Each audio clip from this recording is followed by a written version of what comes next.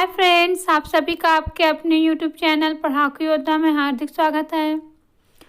Friends, आज भी मैं आप सभी को इसमें मैथ्स के क्वेश्चंस करवाने वाली हूँ जो कि सीजी व्यापम में पूछा गया है और किसी बच्चे के द्वारा पूछा गया था कि ये किस पेपर का है करके, मीन्स कौन से एग्ज़ाम का है। तो देखिए, आप में से किसी स्टूडेंट के द्वारा सेंड किया गया है। मैं सीजी व्यापम के क्वेश्चंस करवा रही थी मंडली शिक्षा के एग्ज़ाम के टाइम, तो उन्होंने ये कहा कि मेरे पास कुछ क्वेश्चंस हैं मैम सीजी व्यापम के, अगर आप सॉल्व करवा दो तो करके। तो मैं बोली थी ठीक है, सेंड कर दीजिएगा करके। तो मैं पूछी नहीं उनसे कि कौन से एग्ज़ाम का क्वेश्चन पेपर्स हैं। तो अगर वो ये वीडियो देख रहे हैं तो कृपया कमेंट करके बता दीजिएगा कि आप जो क्वेश्चन पेपर सेंड किए हैं वो कौन कौन से एग्ज़ाम्स के हैं सीजी व्यापम के। ठीक है, तो चलिए अब आगे क्वेश्चंस को सॉल्व करते हैं, स्टार्ट करते हैं आज का वीडियो। पहला क्वेश्चन है 0.57 बार का मान साधारण भिन्न में होगा। मीन्स इसको क्या करना है, हमें P/Q के फॉर्म में चेंज करना है। ठीक है, तो ये बहुत ही इजी है। यहाँ पर हो सकता है कुछ बच्चे बार को देख के थोड़ा सा सोचेंगे कि इसको कैसे सॉल्व करना है। तो देखिए, बहुत इजी होता है, कुछ नहीं करना है। आप क्या लेंगे, 57। ठीक है, पॉइंट को हटा दीजिए, 57 ले लेंगे। अब देखिए, ये जो जिसके ऊपर में बार है तो उसके लिए यहाँ पर 9 लिखते हैं। क्या लिखते हैं, 9 लिखते हैं। ठीक है, और जिसके ऊपर में बार नहीं है उसके लिए उसके बाद 0 लिख देते हैं।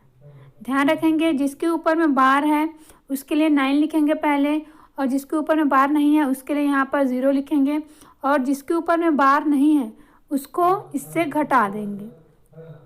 अगर बार होता तो नहीं घटाते, बार नहीं है। देखिए, आप सभी क्वेश्चन को देख सकते हैं अच्छे से। यहाँ पर 5 के ऊपर में बार नहीं दिया हुआ है, इसलिए ये जो 5 है इसको घटा देंगे। अब इसको सिंपली सॉल्व करना है। तो देखिए, यहाँ पर 5 को घटा देंगे तो ये हो जाएगा 52 और नीचे में 90। तो ये 2 से डिवाइड करेंगे तो ये हो जाएगा 26 और ये हो जाएगा 45। तो हमारे क्वेश्चन का आंसर होगा ऑप्शन सी। क्या होगा, ऑप्शन सी। उम्मीद करती हूँ फ्रेंड्स आप सभी को समझ में आ गया होगा इसको कैसे सॉल्व करना है।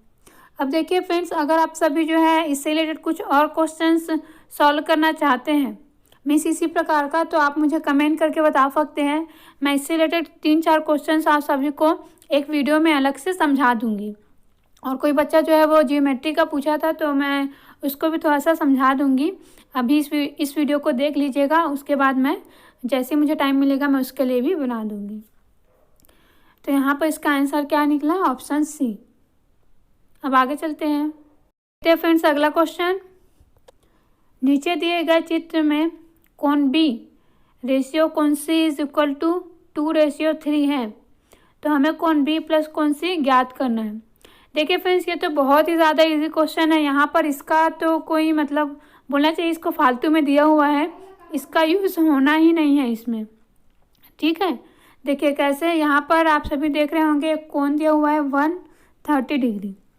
ठीक है, और ये कौन सा कोण है फ्रेंड्स, ये होता है बहिष्कोण। क्या कहते हैं इसको, बहिष्कोण कहते हैं। और एक जब भी आप ट्रिग्नोमेट्री पढ़ेंगे तो एक जो फॉर्मूला है वो ज़रूर, मतलब एक जो थ्योरम है, फार्मूला नहीं थ्योरम है, वो आप सभी ज़रूर पढ़ेंगे, बहिष्कोण प्रमेय करके।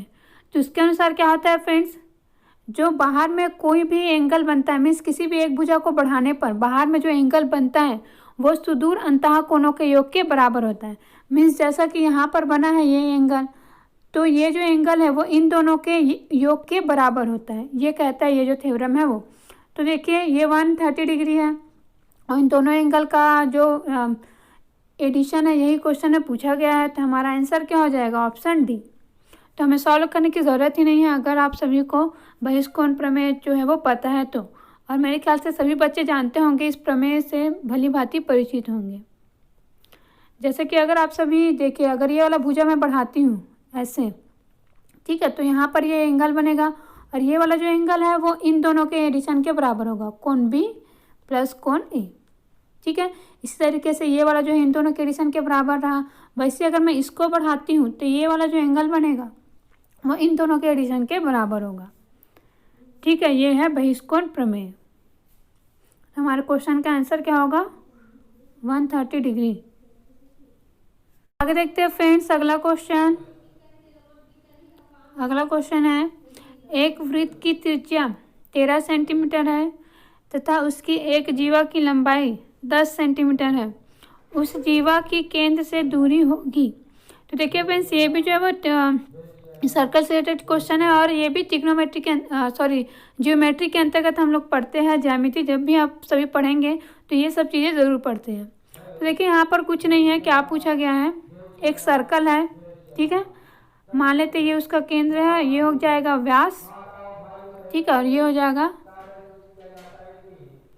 जाएगा केंद्र, ठीक है। तो बोला जा रहा है एक जीवा है, ये मान लेते हैं जीवा है, इसकी लंबाई टोटल कितना दिया हुआ है 10 सेंटीमीटर, और जो वृत्त है उसकी त्रिज्या कितनी दी हुई है, त्रिज्या मीन्स क्या, यहाँ से यहाँ तक की दूरी, तो ये दिया हुआ है 13 सेंटीमीटर। अगर ऐसे भी मिलाएंगे तो भी ये भी क्या है, त्रिज्या या केंद्र से सर्कल के किसी भी एक पॉइंट को मीन्स परिधि के किसी पॉइंट को मिलाने वाली जो रेखा होती है उसे ही हम क्या कहते हैं, त्रिज्या कहते हैं। तो ऐसे ऐसे जो भी करेंगे ये सब त्रिज्या है, मीन्स रेडियस है। देखिए जब भी आप सभी सर्कल पढ़ेंगे तो उसमें क्या बोला जाता है, एक थ्योरम होता है, ठीक है, ये भी थ्योरम से ही बनेगा। उस थ्योरम के अकॉर्डिंग अगर केंद्र से, ध्यान से सुनेंगे, ये देखिए ये है केंद्र, अगर केंद्र से किसी भी जीवा पर एक लंब डालते हैं, केंद्र से किसी भी जीवा पर एक लंब डालते हैं तो ये जो लंब है उस जीवा को बराबर भागों में डिवाइड करता है। क्या करता है, उस जीवा को बराबर भागों में डिवाइड करता है। तो देखिए ये जीवा है, अब यहाँ पर मैं लंब डाल दी, मीन्स ये क्या हो जाएगा, 90 एंगल हो जाएगा। और ये जो है, ये जो जीवा बना हुआ है इसको बराबर भागों में डिवाइड करेगा तो इसकी टोटल लंबाई तो 10 सेंटीमीटर है, मीन्स ये 5 हो जाएगा और ये 5 हो जाएगा। तो देखिए ये 5 है और त्रिज्या कितना दिया हुआ है, 13 दिया हुआ है। अब देखिए यहाँ पर मैं लंब डाली हूँ, ये 90 डिग्री है, मीन्स ये एक सर्कल ये एक ट्राइंगल बन रहा है, सर्कल नहीं ट्राइंगल बन रहा है। देखिए ये हो गया ट्राइंगल, जिसमें ये जो कर्ण है वो 13 सेंटीमीटर है और ये जो आधार है वो 5 सेंटीमीटर है। और हमें वैल्यू किसकी निकालनी है, उसकी एक जीवा की लंबाई इतनी है, तो जीवा की केंद्र से दूरी मीन्स ये वाली जो वैल्यू है, यहाँ पर जो लंब है इसी की वैल्यू हमें निकालना है, ठीक है, उस जीवा की केंद्र से दूरी होगी। तो देखिए कैसे निकालेंगे, बस पाइथागोरस थ्योरम लगा देंगे। पाइथागोरस थ्योरम क्या कहता है, लंब का स्क्वायर प्लस आधार का स्क्वायर इज इक्वल टू कर्ण का स्क्वायर। तो जो कर्ण का स्क्वायर है यहाँ पर 13 दिया हुआ है, तो 13 का अगर हम लोग वर्ग करते हैं तो कितना होता है 169, 13 का वर्ग कितना होता है 169 होता है, ठीक है। अब यहाँ पर आधार क्या था, आधार जो था वो 5 था, तो उसका वर्ग करेंगे तो 25 हो जाएगा। अब इज इक्वल टू कर्ण 169, तो अब देखिए यहाँ पर लंब का स्क्वायर है प्लस, अब देखिए मैं इसको अलग से लिख रही हूँ ना, आप सभी को डायग्राम तो समझ में आ ही गया होगा, है ना। तो देखिए अब इसको लिखते हैं, यहाँ पर कुछ अलग कलर का मैं ले लेती हूँ। देखिए लंब का स्क्वायर प्लस आधार का स्क्वायर इज इक्वल टू कर्ण का स्क्वायर। तो कर्ण कितना था 13 और आधार कितना था 5, तो 5 के स्क्वायर 25 हो जाएगा, कर्ण का स्क्वायर 169, ठीक है। और लंब का स्क्वायर है, अब मुझे लंब की वैल्यू चाहिए तो मैं 25 के साथ ट्रांसफर कर दूंगी। अब 169 में से 25 हम लोग घटाएंगे तो देखिए 5 में से 9 में से 5 घटाएंगे तो 4 आएगा, 6 में 2 घटाएंगे तो भी 4 आ जाएगा, और ये 1। यहाँ पर लंब का स्क्वायर है, तो ये 144 किसका स्क्वायर होता है, ये जो 144 है वो 12 का स्क्वायर होता है, किसका 12 का स्क्वायर। तो यहाँ पर मैं इसको मैं अलग कलर से लिख देती हूँ, इसको मैं लिख सकती हूँ 12 का स्क्वायर, तो इधर भी स्क्वायर कैंसल, और ये क्या आ गया लंबाई, ये जो लंबाई है वो आ गया 12 सेंटीमीटर। तो हमारे क्वेश्चन का आंसर क्या हो जाएगा, ऑप्शन सी, ठीक है। यहाँ पर कुछ भी नहीं है फ्रेंड्स, है ना, ये तो मैं सिर्फ सॉल्व कर रही हूँ। पाइथागोरस प्रमेय तो आप सभी जानते ही हैं, आपको सिर्फ ये जो बोल रहा है उसको समझना है। एक वृत्त बनाया, ठीक है, मैं एक बार फिर से आपको डायग्राम समझा देती हूँ ताकि ऐसा क्वेश्चन आए तो बिल्कुल भी ना छूटे। क्वेश्चन में बोला गया है एक वृत्त है, उसकी त्रिज्या दी हुई है 13 सेंटीमीटर। अब बोला जा रहा है उसके एक जीवा की लंबाई, मान लेती हूँ ये उसकी एक जीवा है, वो दिया हुआ है 10 सेंटीमीटर। अब ये जो केंद्र है यहाँ से जीवा की लंबाई मुझे निकालना है, तो मैं क्या करी, केंद्र से जीवा पर लंब डाल दी। और एक थ्योरम है कि केंद्र से जीवा पर जो लंब डाला जाता है वो उस जीवा को बराबर भागों में डिवाइड करता है, ठीक है। इसलिए ये भी 5 हो गया, ये भी 5 हो गया, और ये तो 13 दिया ही हुआ है। फिर इसमें अभी लंब डाली हूँ इसलिए यहाँ पर 90 डिग्री का एंगल बन रहा है ना, इसलिए यहाँ पर क्या लगेगा, पाइथागोरस थ्योरम लग जाएगा। तो हमारे क्वेश्चन का आंसर होगा ऑप्शन सी, 12 सेंटीमीटर। तो ऐसे ही आप सभी इसको सॉल्व करिएगा। अब आगे चलते हैं। देखते हैं फ्रेंड्स अगला क्वेश्चन है 6 संख्याओं का औसत 30 है। यदि प्रथम 4 संख्याओं का औसत 25 तथा अंतिम 3 संख्याओं का औसत 35 है तो चौथी संख्या क्या है। तो देखिए फ्रेंड्स ये औसत वाला क्वेश्चन है, बहुत ईजी है। यहाँ पर 6 संख्याओं का औसत दिया है, उसके बाद 4 का फिर 3 का। ठीक है, तो सबसे पहले तो औसत क्या होता है आपको ये पता ही होना चाहिए ना। तो औसत इज इक्वल टू योग डिवाइडेड बाय संख्या। ठीक है, मीन्स जो भी संख्या दिया है, जैसे यहाँ पर तो संख्याओं का औसत दिया हुआ है तो उन संख्याओं का मान का जो एडिशन है वो, ठीक है, और वो संख्याएं कितनी है, जैसे कि यहाँ पर 6 संख्या बोला गया है तो यहाँ पर क्या आ जाएगा 6 आ जाएगा। 4 बोला गया है तो यहाँ पर क्या आ जाएगा 4 आ जाएगा। ठीक है, तो इस प्रकार से होता है औसत, एवरेज। तो अब देखिए इसको हम लोग कैसे करेंगे। अब 6 संख्याओं का औसत दिया हुआ है तो सबसे पहले 6 संख्याओं का एडिशन निकाल लेते हैं। तो देखिए योग हो गया, यहाँ पर योग रहता है, यहाँ नंबर ऑफ जो भी टर्म्स रहता है, तो यहाँ पर 6 संख्या दिया हुआ है तो यहाँ पर 6 आ जाएगा, और यहाँ पर औसत दिया हुआ है 30, तो ये यहाँ पर योग क्या निकल जाएगा 6 × 18 180। ठीक है, ऐसे ही इसका भी निकाल लेते हैं। तो देखिए यहाँ पर 4 संख्याओं का औसत 25 दिया हुआ है तो 25 और 4 का इंटू हो जाएगा, तो 25 और 4 का इंटू करेंगे तो कितना आ जाएगा 25 × 100। ठीक है, तो सेकेंड वाला क्या मिला 100। अब देखिए लास्ट में बोला गया अंतिम 3 संख्याओं का औसत 35 है। तो जो अंतिम 3 संख्या है उनका औसत 35 है, तो 3 संख्याओं का योग क्या हो जाएगा 35 का इंटू करते हैं 3 से तो आ जाएगा 105।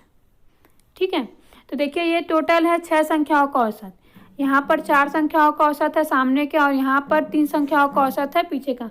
आप सभी देखेंगे, देखिए अगर मैं 1 से 6 तक जाती हूँ 1 2 3 4 5 6। ठीक है, तो आप सभी देख रहे होंगे कि अगर मैं प्रथम के 4 संख्याओं को ऐड करती हूँ तो ये चारों आएंगे। मैं अलग कलर ले लेती हूँ ना आपको समझाने के लिए। देखिए ये चारों आएंगे। अगर मैं पीछे का 3 को ऐड करती हूँ तो ये तीनों आएंगे। तो आप सभी देख रहे होंगे कि जो 4 है, ये देखिए ये है 4, ये 4 जो है इन चारों को ऐड करने पर भी आ रहा है और इन तीनों को ऐड करने पर भी आ रहा है। ठीक है, कहने का मतलब है कि इसमें भी शामिल है और इसमें भी शामिल है, और इसी चौथी संख्या को हमें निकालना है। क्या करना है, इसी चौथी संख्या को हमें निकालना है। तो हम सबसे पहले क्या करेंगे कि ये वाला जो है, ये वाला और ये वाला, इन दोनों को ऐड कर देते हैं। तो देखिए 100 में 105 ऐड करूँगी तो कितना आ जाएगा 205 आ जाएगा। क्या आ जाएगा 205 आ जाएगा। अब जबकि देखिए संख्या तो सिर्फ 6 है, तो 6 संख्याओं का योग तो 180 है। कितना है 180 है, लेकिन जब मैं इन दोनों को ऐड कर रही हूँ तो कितना आ रहा है, इससे ज़्यादा आ रहा है, 205 आ रहा है। कितना आ रहा है 205। यहाँ पर मैं इसको लिख देती हूँ 205। तो देखिए 205 क्यों आ रहा है, अभी मैं आपको बताई कि ये जो 4 है एक्चुअली में ये 2 बार शामिल हो गया ना, इसमें भी शामिल है ये 4 जो है वो, और ये जो ये वाला है 105 इसमें भी शामिल है। ठीक है, इसलिए ये 2 बार आ रहा है, इसके कारण ही अगर मैं इन दोनों को ऐड करती हूँ तो ये 205 आ रहा है। तो हमें अगर चौथी संख्या निकालना है तो हम क्या करेंगे, अब इसमें ये 2 बार शामिल है। देखिए मैं अब इसको हटा रही हूँ ना, बहुत ही कचरा हो जाएगा, नहीं तो आप सभी को समझ में आ गया होगा। यहाँ पर कुछ भी नहीं करना है, थोड़ा सा बस समझना है, बाकी तो सिर्फ गुना ही करना है, इसलिए मैं आप सभी को अच्छे से समझा दे रही हूँ। देखिए 180 आया था पूरे संख्याओं के एडिशन। ठीक है, 100 आया सामने के जो 4 संख्याएं हैं उनका एडिशन, अंतिम के जो 3 संख्या है उनका एडिशन आया था 105। तो मैं क्या बोली फ्रेंड्स, देखिए जो चौथी संख्या है वो इसमें भी शामिल है और इसमें भी शामिल है। तो इन दोनों को जब मैं ऐड करती हूँ तो ये 205 आ जा रहा है। ठीक है, कितना 205 आ जा रहा है। क्यों आ रहा है, क्योंकि ये जो है 100 इसमें भी है चौथी संख्या और इसमें भी है चौथी संख्या, जिसकी वजह से अगर मैं ऐड कर रही हूँ तो 180 से ज़्यादा आ रहा है। तो अगर मुझे चौथी संख्या निकालना है तो मैं क्या करूँगी, ये जो 205 है उसमें से 180 को घटा दूँगी। ठीक है, क्या करूँगी 205 में से 180 को घटा दूँगी, क्योंकि इसमें 2 बार शामिल होने के कारण ये ज़्यादा हो गया है 180 से। मीन्स अगर मैं 180 से इसको घटा दूँगी तो जो एक बार है, मीन्स जो चौथी संख्या है उसकी वैल्यू मुझे मिल जाएगा। तो अब घटाते हैं तो 5 में से 0 घटाएंगे तो 5 आएगा। अब देखिए 8 जो है बड़ा है, 0 छोटा है, यहाँ से हासिल ले लेंगे तो ये 10 हो जाएगा। 10 में 8 घटाएंगे तो 2, और 1 से 1 0 कट गया। तो हमारा आंसर कितना आया 25। ठीक है, कितना आया 25। तो ऐसे ही इसको आपको सॉल्व करना है। तो ऑप्शन ए जो है वो सही आंसर है। क्या है, ऑप्शन ए जो है वो सही आंसर है। अब देखिए ये जो 180 था है ना, इसमें भी वो जो चौथी संख्या वो शामिल है, और जो 205 है उसमें 2 बार शामिल था, इसलिए मैं क्या करी 205 में से 180 को घटा दी, तो ये जो दूसरी बार शामिल था वो जो है वो अलग हो गया। ठीक है, चौथी संख्या, जिससे मुझे चौथी संख्या की वैल्यू मिल गई। अब आगे देखते हैं अगला क्वेश्चन। अगला क्वेश्चन है, किसी कक्षा के विद्यार्थियों की औसत आयु 15 वर्ष है। ठीक है, कितना बोला जा रहा है, 15 वर्ष है। विद्यार्थियों की संख्या नहीं दी हुई है, यहाँ पर सिर्फ उनकी औसत आयु बताया जा रहा है 15 है। अब आगे बोला जा रहा है उस कक्षा में 5 विद्यार्थी जिनकी औसत आयु 12 वर्ष है आते हैं। मीन्स 5 और विद्यार्थी आ रहे हैं जिनकी औसत आयु कितना है, 12 वर्ष है। पहले कितने विद्यार्थी हैं ये नहीं पता है, उनकी सिर्फ औसत आयु बताई गई है। बाद में 5 और विद्यार्थी आ रहे हैं ना, उनकी संख्या बताया जा रहा है और साथ ही उनकी औसत आयु भी बताई जा रही है। फिर बाद में बोला जा रहा है कि जब ये आ जाते हैं 5 विद्यार्थी, तब और पूरी कक्षा की अगर औसत निकालते हैं तो औसत आयु जो है वो 15 से कम होकर 14 हो जाती है। कितना हो जाता है, 14 हो जाती है। तो कक्षा के विद्यार्थियों की मूल संख्या क्या थी। तो यहाँ पर भी कुछ नहीं है फ्रेंड्स, सिर्फ आपको औसत का फॉर्मूला पता है, मतलब आप सारे क्वेश्चन इसमें सॉल्व कर सकते हैं। देखिए इसको मैं थोड़ा सा छोटा कर रही हूँ सॉल्व करने के लिए, है ना। अब देखिए कुछ नहीं करना है यहाँ पर। किस कक्षा के, मान लेते कि कक्षा में विद्यार्थियों की संख्या x है, पहले क्या है, पहले क्या है, x है ना। ये संख्या मान ली हूँ मैं क्योंकि यहाँ पर संख्या दिया नहीं हुआ है।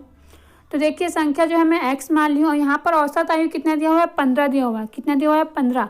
तो जो योग है वो कितना हो जाएगा, मीन्स पहले जितने भी विद्यार्थी थे उनके आयु का योग कितना हो जाएगा, संख्या और औसत आयु का इंटू कर दूंगी तो कितना आ जाएगा, 15x।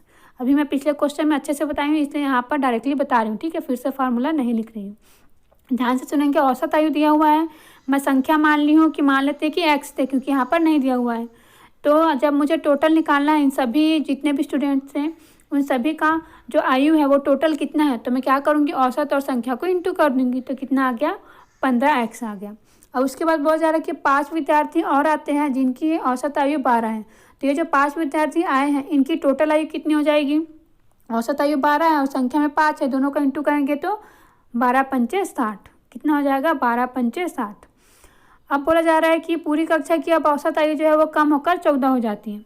तो देखिए ये पहले जितने विद्यार्थी थे उनका एडिशन है, ठीक है, बाद में जो विद्यार्थी आए हैं उनका एडिशन है। अब इन दोनों को मिला करके मैं जितने भी विद्यार्थी हो रहे हैं उसका एडिशन निकाल लेती हूँ तो कितना हो जाएगा, 15x + 60। अब ये टोटल एडिशन हो जाएगा। ये पहले का एडिशन था, ये बाद का एडिशन है।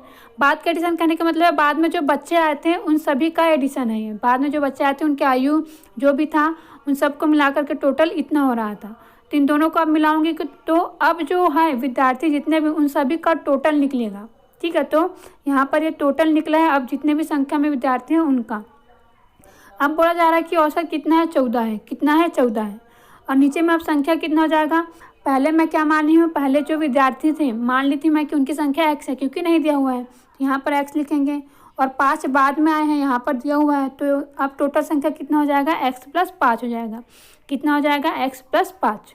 ठीक है, यही आपको सिर्फ समझना है, बाकी तो ये इस क्वेश्चन को सॉल्व करेंगे और क्वेश्चन का आंसर आ जाएगा। आप सभी को समझ में आ रहा होगा फ्रेंड्स, है ना। अब चलिए इसको सॉल्व करते हैं। इसको अब मैं हटा रही हूँ, है ना, फिर से लिखूँगी। यहाँ पर 15x + 60 डिवाइडेड बाय x + 5 = 14। तो इसको सॉल्व करने के लिए सबसे पहले इसको इधर ट्रांसफ़र कर देंगे। इधर ट्रांसफ़र करेंगे तो देखिए 14 का 5 से इंटू होगा, फिर 14 का x से इंटू होगा। ठीक है, जब मैं इसको इधर ट्रांसफ़र कर दूंगी तो 14 का 5 से होगा, फिर x से होगा तो 5 से इंटू होगा तो कितना आ जाएगा, 70 आ जाएगा। ठीक है, और x से इंटू करेंगे तो 14x आ जाएगा। कितना आ जाएगा, 14x। अब देखिए इधर क्या है, इधर है 15x + 60। तो x को एक साइड ले लेते हैं और जो नॉर्मल संख्या है उसको एक साइड, तो 14 को इधर ले आते हैं और 60 को इधर।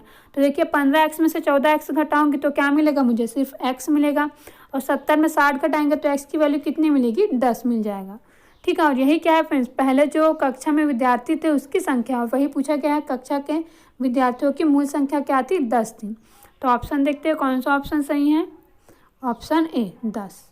ठीक है, तो इस क्वेश्चन को ऐसे ही आपको सॉल्व करना था, बहुत ही ईजी क्वेश्चन है। अब आगे चलते हैं, अगला क्वेश्चन देखते हैं। देखिए इसको हमें चेंज करना है कि ये किसके बराबर है, 0.025 बराबर है। तो ये किसके बराबर है ये हमें देखना है।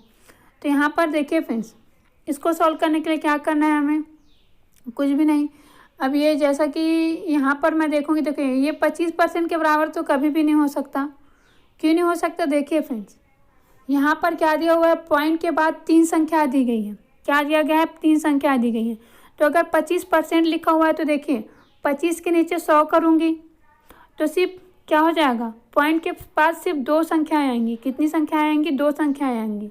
ठीक है, और ये भी नहीं हो सकता और ना ही ये भी नहीं हो सकता, क्योंकि देखिए अगर मैं इसको लेती हूँ 0.25% को, तो देखिए 100 करूँगी तो यहाँ पर आ जाएगा 0.0025 आ जाएगा।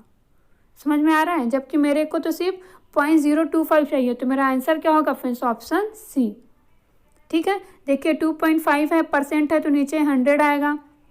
ठीक है, अब इसको जब हम डिवाइड करेंगे, मतलब यहाँ नीचे में जितना जीरो रहता है फ्रेंड्स है ना, उतनी संख्या दशमलव के बाद चली जाती हैं।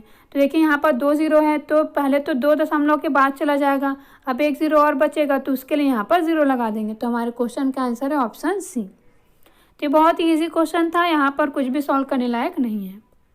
अब आगे देखते हैं, और ये आज का लास्ट क्वेश्चन है। देखिए ये क्वेश्चन क्या कह रहा है, एक वर्ग की लंबाई और चौड़ाई में क्रमशः 40% और 30% वृद्धि करने पर प्राप्त आयत का क्षेत्रफल दिए गए वर्ग के क्षेत्रफल से कितने प्रतिशत अधिक होगा। क्या बोला जा रहा है, एक वर्ग है, उसकी लंबाई और चौड़ाई में वृद्धि कर दे रहे हैं।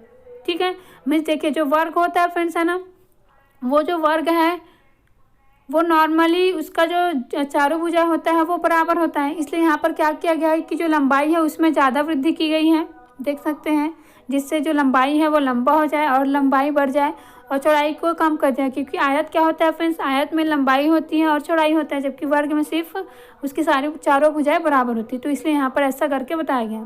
तो हमें बताना है कि जो आयत प्राप्त होगा उसका क्षेत्रफल जो है वो वर्ग के क्षेत्रफल से कितने प्रतिशत अधिक होगा। तो बहुत ही ईजी है, देखें वर्ग का जो क्षेत्रफल होगा फ्रेंड्स है ना, वो तो क्या हो जाएगा, x² ही हो जाएगा। क्या हो जाएगा, x² ही हो जाएगा। मान लेते हैं इसकी भुजा अगर x है तो उसका क्षेत्रफल कितना हो जाएगा, x² ही हो जाएगा।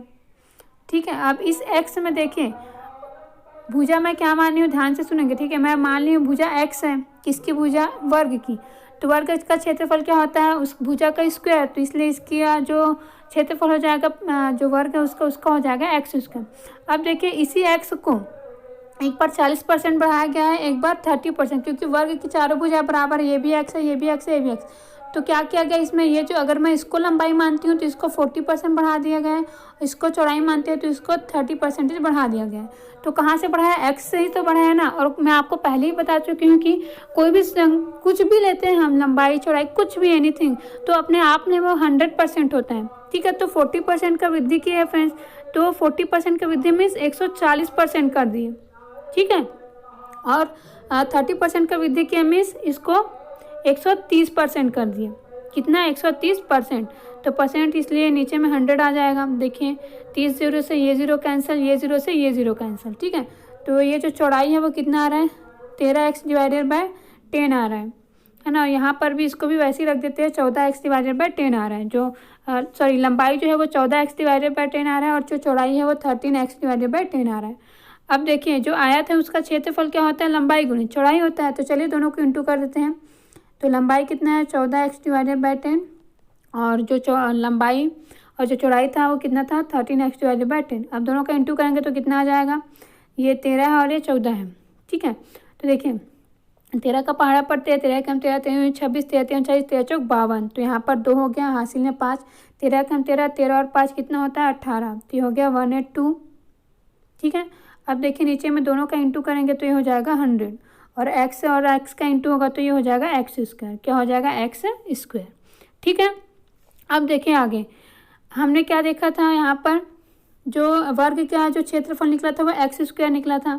ठीक है, और जो आयत हमने अभी देखा उसका कितना निकला, 182/100 का 100 और ये x²। तो यहाँ पर बोला गया है कि जब आयत जो मिलता है उसका क्षेत्रफल वर्ग के क्षेत्रफल से कितने प्रतिशत अधिक है ना। तो पहले तो हमें कितना अधिक है ये निकालना है। तो कितना अधिक है निकालने के लिए पहले घटाएंगे हम लोग। तो आयत का क्षेत्रफल कितना निकला था, 182/100 x², और यहाँ पर जो वर्ग का कितना है, x²। अब देखिए साफ साफ दिखाई दे रहा है कि ये ज़्यादा है आयत का। तो सबसे पहले इसको सॉल्व करने के लिए क्या होगा, ये जो वाला जो 100 है इसका इधर इंटू हो जाएगा, होता ही है, ठीक है। तो ये 100x² हो जाएगा और दोनों के बटे में आ जाएगा जो 100 है वो। तो 100x² में से 182x² को घटाऊंगी तो कितना हो जाएगा, 100 में से 182 को घटाएंगे तो 82 मिल जाएगा, ठीक है, डिवाइडेड बाय 100x²। तो कितने की वृद्धि हुई है, ये 82 डिवाइडेड बाय 100x²। तो वृद्धि कितनी की हुई है, 82 डिवाइडेड बाय 100x² की वृद्धि हुई है। अब इसको परसेंटेज में चेंज करना है, तो परसेंट में चेंज करने के लिए क्या करते हैं, जो वृद्धि हुआ है उसको ऊपर लिखेंगे, ठीक है। नीचे में जिसके रिस्पेक्ट में निकालना है, तो मुझे किसके रिस्पेक्ट में निकालना है, जो वर्ग का क्षेत्रफल है उससे कितना वृद्धि हुआ है ये निकालना है। तो वर्ग के क्षेत्रफल को लिख देंगे और क्रॉस 100 करते हैं, क्या करते हैं, क्रॉस 100 करते हैं, ठीक है। तो देखिए अब ये जो 100 है वो यहाँ पर है, वो यहाँ पर आ जाता है, ये मैथ्स का रूल है, ठीक है। तो इस 100 को हम यहाँ पर लिख देते हैं, 100 को क्रॉस x², और ये नॉर्मली कैसे हो जाएगा, ये हट जाएगा तो ये 82x², ठीक है। तो ये ऐसे हो जाएगा। तो यहाँ पर इस x² से ये वाला x² कैंसिल हो जाएगा, इस 100 से ये 100 कैंसिल हो जाएगा, तो मेरी वैल्यू कितनी आई, 82%, ठीक है। तो ऑप्शन डी जो है वो सही आंसर है। कौन सा वाला ऑप्शन, ऑप्शन डी। तो इसको ऐसे ही सॉल्व करना है फ्रेंड्स, कुछ भी नहीं है इसमें, है ना। नॉर्मली जैसा होता है क्षेत्रफल का फॉर्मूला उसमें सिर्फ रखना था और सॉल्व करना था। फिर भी अगर आपको कोई भी डाउट आया हो, जितना भी क्वेश्चन आज मैं करवाई हूँ उसमें, तो आप मुझे बेशक कमेंट करके पूछ सकते हैं, मैं आपको बता दूंगी। और जो बच्चे कमेंट किए थे कुछ क्वेश्चन के लिए, तो मैं कोशिश करूँगी उसका तुरंत वीडियो बनाने का, जैसे ही बनेगा मैं अपलोड कर दूँगी।